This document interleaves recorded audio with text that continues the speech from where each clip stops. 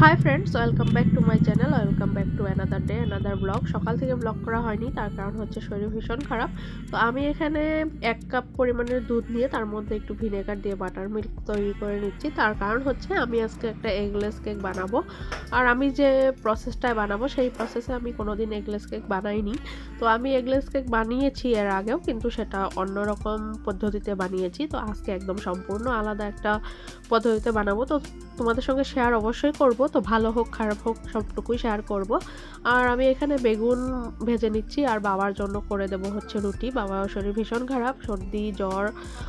তো সর্দি জ্বর হলে সাধারণত ভাত খেতে ইচ্ছা করে না সবারই, তো তার জন্যই আর কি। তো প্রথমে আমি বেগুনটা ভেজে নিই, তারপরে বাবাকে রুটি করে দেবো। আর চা দিয়ে বাবা রুটি খাবে বললো। তো সবজি টবজি খাবে না কিছু, কারণ মুখে একদম স্বাদ নেই, তো মুখে স্বাদ চলে গেছে। তো বাড়ি শুদ্ধ পুরো সবারই সর্দি জ্বর কাশি। তো এই করতে করতেই আমার ভ্লগ করা হচ্ছে না সেভাবে। আর আওয়াজ শুনে নিশ্চয় বুঝতে পারছো, তো ভালো করে কথাও বলতে পারছি না, যখন তখন কাশি উঠে যায়, যার জন্য আমি ভ্লগ করিনি সকাল থেকে। আর এখন তোমাদের সঙ্গে শেয়ার করছি যা যা করব। তো দেখতে থাকো, আশা করছি ভালো লাগবে।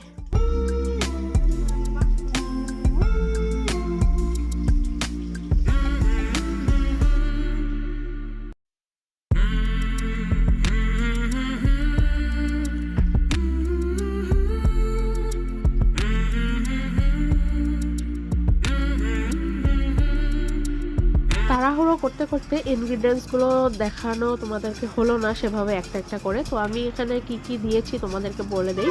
আমি এখানে দিয়েছি 1.25 কাপের মতো রিফাইন্ড অয়েল। অয়েলের জায়গায় তোমরা ঘি বা বাটার ইউজ করতেই পারো।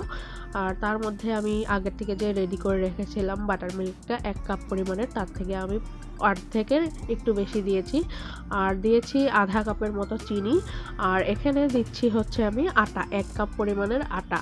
আর তার সাথে আমি দেব 1 চামচ পরিমাণের বেকিং পাউডার আর 1 চিমটি পরিমাণের বেকিং সোডা। তো এভাবে করে আমি ভালো করে ফেটিয়ে নিব। তো তারপরে আমি এর মধ্যে দিয়ে দিব হচ্ছে কোকোয়া পাউডার। আর কোকোয়া পাউডারটা আমি দিব যাতে একটা চকলেটি ফ্লেভার আসে। আর আমি কিন্তু কেকটা চুলাতেই বানাবো, আমাদের বাড়িতে মাইক্রোওভেন নেই। আর কড়াইতে বানাবো, চুলাতে বলতে। আর আমি একটা অ্যালুমিনিয়াম ফয়েলের যে মানে ডিশগুলো হয়, মানে যেগুলোতে খাবার প্যাকড হয়, ওরকম একটা ডিশে আজকে কেকটা তৈরি করব। তো দেখতে থাকো।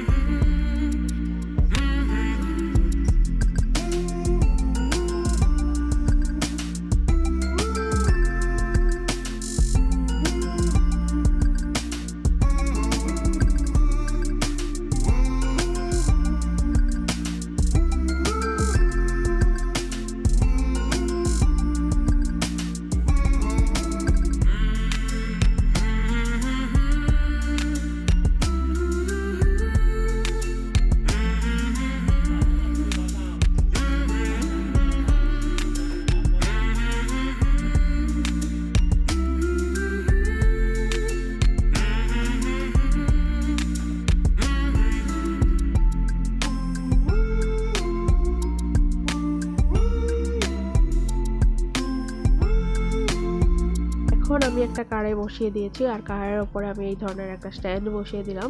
তো তোমরা চাইলে স্ট্যান্ডের জায়গায় প্লেটও বসিয়ে দিতে পারো। তো তারপরে আমি অ্যালুমিনিয়াম ফয়েলের যে বাটিটা, সেই বাটিটা সরাসরিভাবে বসিয়ে দিয়েছি। আর তারপরে আমি এটাকে কড়াইটা ঢেকে দেব। তো 25-30 মিনিট এটাকে আমি বেক করব, কিন্তু আমি 20 মিনিট হওয়ার পরে থেকে এটাকে চেক করতে থাকবো। যখন আমাদের কেকটা পুরোপুরি সেদ্ধ হয়ে যাবে তখন আমি কেকটাকে নামিয়ে নিব। তো এই ফাঁকে আমি খেয়ে নিই। আর আমি হচ্ছে খাবো রাত্রে খিচুড়ি, আমি একটু খিচুড়ি বানিয়েছিলাম। তো আমি আর ঠাম্মি রাত্রে খিচুড়ি খেলাম। তো খিচুড়ি আর তার সঙ্গে আছে বেগুন ভাজা।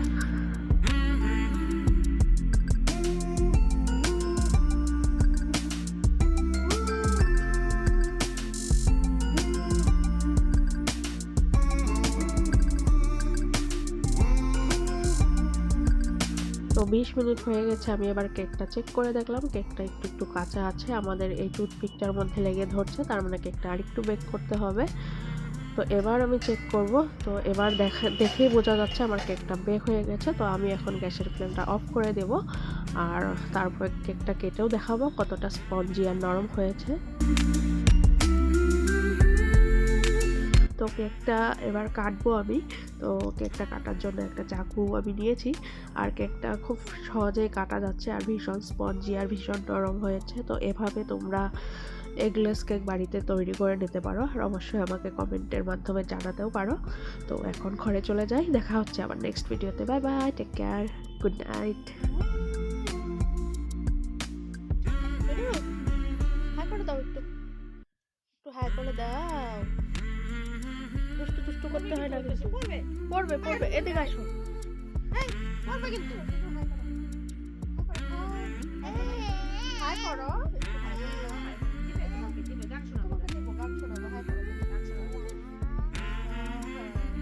এখন মানিদেরকে একটু হাই করে দাও। মানিদেরকে একটু ফ্লাইং কিস দিয়ে দাও। আরেকটা গান শুনিয়ে দাও তো মানিদেরকে।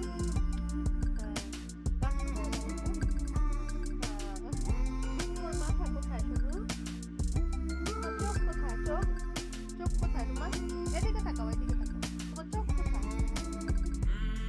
তোমার তোমার মুখ কোথায়? মুখ মুখ। তোমার জিভ কোথায়? জিভ এদিকে এদিকে। এই যে এদিকে দেখা দাও, এদিকে। দিব দিব। তোমার কান কোথায় শুনু? তোমার হাত কোথায়?